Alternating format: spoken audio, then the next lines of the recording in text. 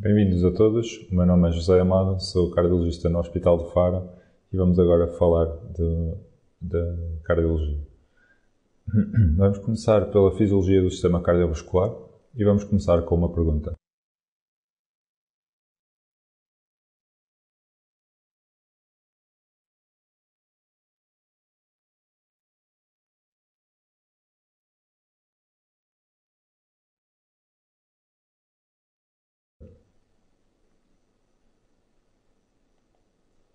A resposta a esta pergunta, quais são as principais proteínas responsáveis pela contração miocárdica, são a actina e a miosina. Vamos ver em seguida porquê.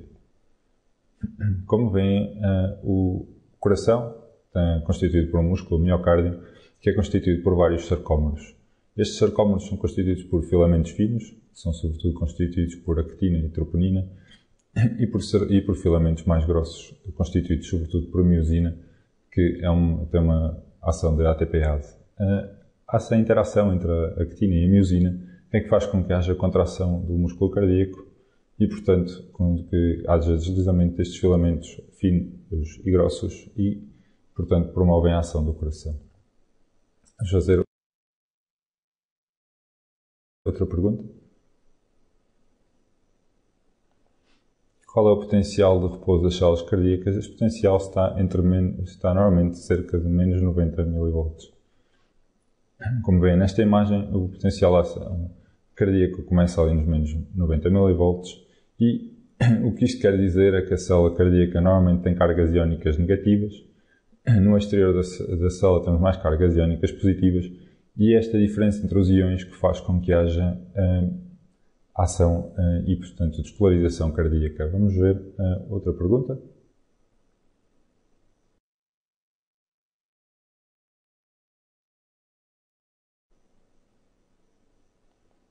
Bem, aqui então se deve a esta fase 0 de potencial de ação das células cardíacas. O íon é o sódio.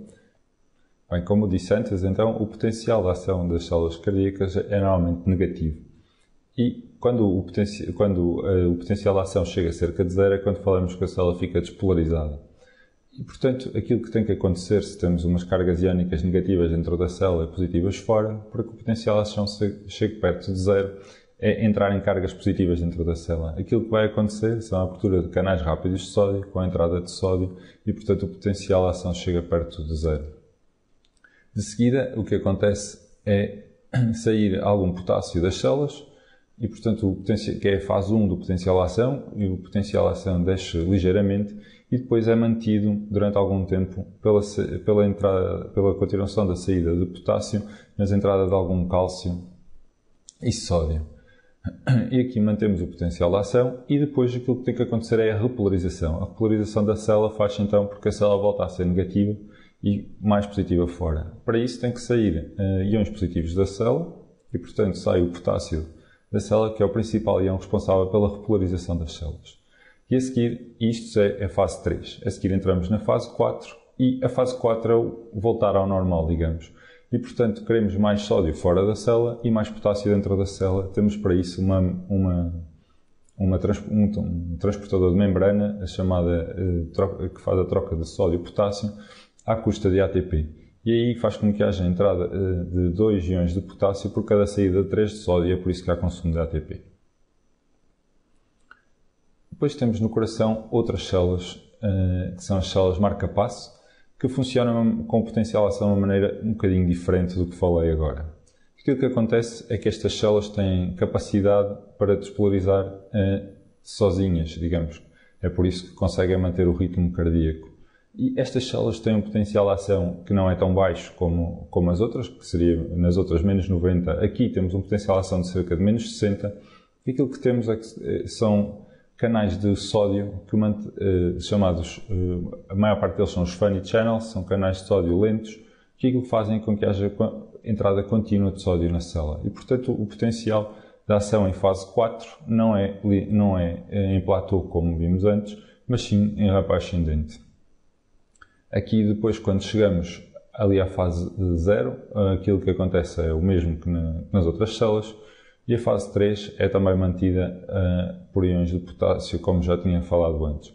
A grande diferença destas células é, portanto, que em fase 4, de facto, tem sempre alguma entrada de sódio nas células e de íons positivos e, portanto, a célula nunca é tão negativa como previamente.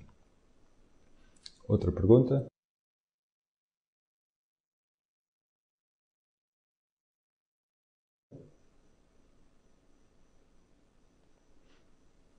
Então, destes, quais determinam a pré-carga? Ora, a pressão arterial não é determinante da pré-carga, mas sim o retorno venoso e a contração auricular, como vão ver a seguir.